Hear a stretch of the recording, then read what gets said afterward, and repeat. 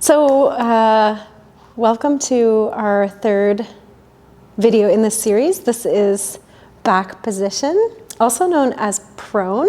So this is a really relaxing way to have a client, and most people when they receive a massage like to be this way. But I find that, this one, people don't like to be on their back too long. So everybody's different, but we're gonna start again with the feet. So Thai massage almost always starts with the feet. So if you're doing these segments one by one, it's nice to just start with the palming of the feet. And I'm gonna press the heels out very gently, and then double palm press. Doing the arches of the feet, much the same way that we would in supine or in other positions. Warming up the feet. And then as I come up the calves, I'm gonna do alternating. So I'm gonna do right, left. And if this hurts their knees, sometimes it can, if there's knee instability, just propping something soft underneath the knees. As I come up to the thigh, about halfway up the thigh, I'm just gonna lean straight in, straight down, working right up to the ischial bones, right at the sitting bones. Alternate palming, skipping over the lower half of the thigh, so really gently there, especially if they have tender knees. And then down the muscles of the calves, little squeeze, the Achilles, and down to the feet. Okay, from here I'm going to pick up both feet.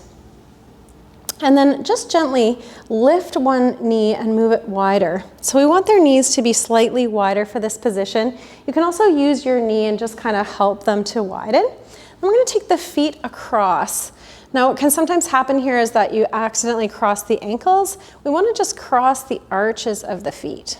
Okay, and depending on their flexibility in their knees, they might not go as deep as this, but as long as you have the feet arches crossed, you can just press very gently to their capacity. We're just going to take a breath. And then on the exhale, release it, cross the feet the other way, and press. And this feels amazing. I love these ones. We'll back off a little bit and then grab the heels, and we're going to use the elbows to just gently flex the feet. And I like this one just as a little extra foot flex, and you can kind of find your body weight, a little pressure, flexing and releasing. And then coming back to the pointed foot and press. Okay, we're gonna take the number 4 stretch. So we'll straighten her right leg, and I'm gonna tuck her left toes behind the knee, okay? So her foot, and sometimes you have to move the knee out a little bit, but her foot is gonna kind of fit right behind her knee. And this takes a little practice to get it right, and then we're just gonna pin that in place with the other hand. And then I'm gonna start at the front of the shin. I'm gonna palm up the opposite shin. So I'm on her left shin, and I'm pinning the right leg the whole time. And I'm gonna come up the same way, up the back of the thigh. This one can be so amazing. Feels so, so good. Up the back of the thigh. And then back down. And I'm just kneeling to do this one. But you could be in a half kneeling position, whatever feels good. Once I come back to the foot, I'm gonna switch hands. I'm gonna take my left hand to her foot, and I'm going to step up. So my body weight's really important that I'm centered over her body weight.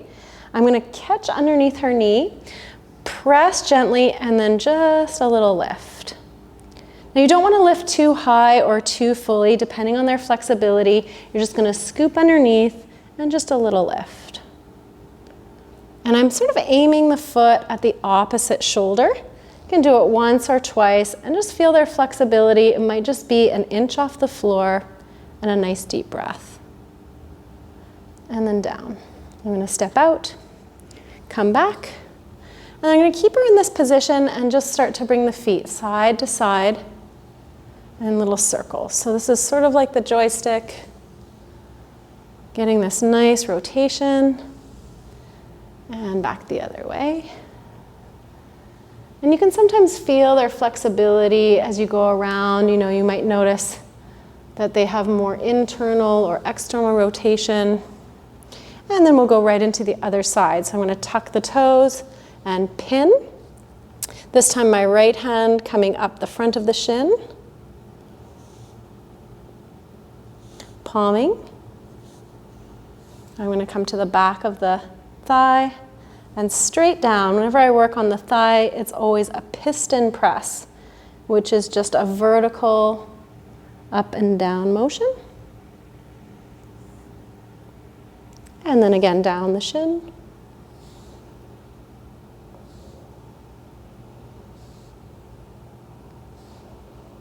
I'm going to switch hands. Step the opposite foot forward so my body weight is balanced. Other hand cups the knee. I'm going to press and a little lift. It doesn't have to be huge, right? She's got pretty good flexibility, so this is feeling okay for her. So I'm just going to gently go a little deeper.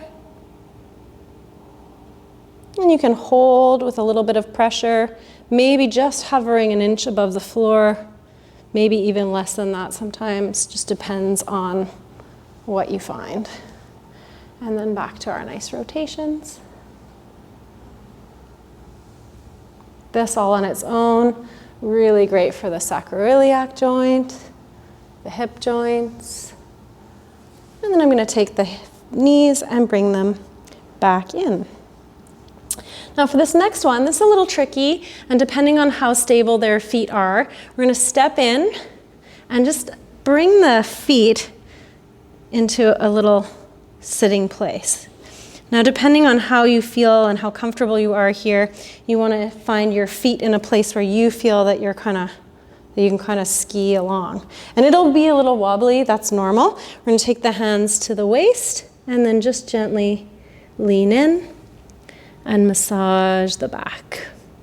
And I really like these, you know, the stability here is a little bit different, you know, because you're kind of in this position when you get to the shoulder, clamshell.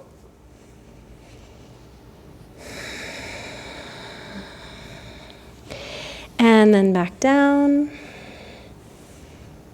palming. And then taking the thumbs together, we'll do thumbing, so starting at the waist. I like to do both thumbs together in this one.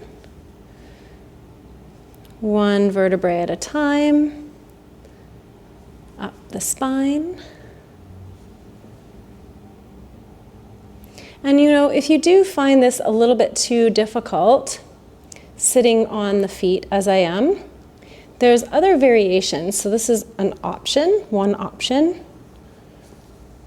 Come up to the neck, and then I'm just going to alternate the thumbs coming down. It's a little faster. She still gets all the benefit. And then we did palming, thumbing, and then back to palming.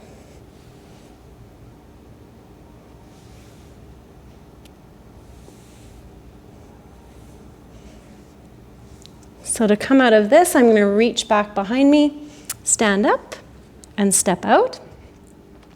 Second variation, I'm going to stand just in between her knees, and then I'm going to take my knees to the top of her thigh. So this is right at her sitting bones. And I like this position. It's a little bit easier. You can still find lots and lots of really good pressure from this position. And surprisingly, even if you're heavier than your receiver, they're going to feel pretty good with your knees on the top of their thigh. If they don't, you want to adjust them so they're nice and central.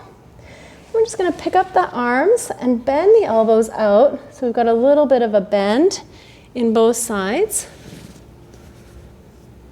And then I'm just going to walk down the arms. So I'm going to come to the top of the shoulder, walking down to the elbows.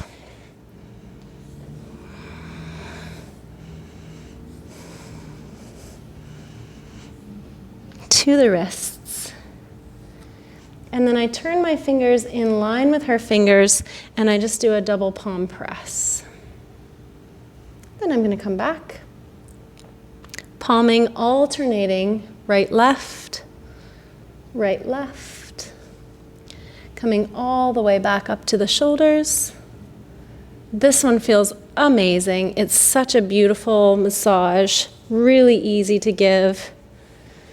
All the way back down. Now for a little advancing here, if you feel brave, you can bring them into a cobra. So they're going to hold on.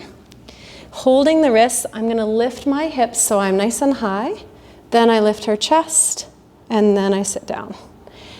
And Patricia, you can just drop your head, let your chin come to your chest. That's it. And a little pull on one side and the other. Deep breath. Wow, beautiful. Nice. And then all the way down. And you know, sometimes finishing with just this little bit of palming. Getting a little bit of work on the arms. The shoulders. The back. The great thing about Thai massage is you really get the whole body. To do the hips, I'm going to turn my fingers up. I'm going to press straight down on her hips and lift my knees. Okay, and then I'm going to turn my hands out to the side, press straight down. And then fingertips toward the toes and press. So that's the sacroiliac. We're going to go wide to the fingers to the side. And then fingers to the top. And you can do it once or twice. Feels really good. Next one, you know, I like a little wider stance, so we'll step out, bend the knees, hook underneath the hips, and just get a grip right at the ASIS bones, so that's the front anterior superior iliac spine, and we're just going to lift and give a little pull. Now, if they're not very heavy, right, you can lift them quite a bit. So one is at the ASIS, and one is a little lower, just on the thigh. We're going to scoop and lean. It's a little bit of weight bearing, but it's so worth it. Step back in, and then just gently down the outer lines, down the inner lines. And that's prone.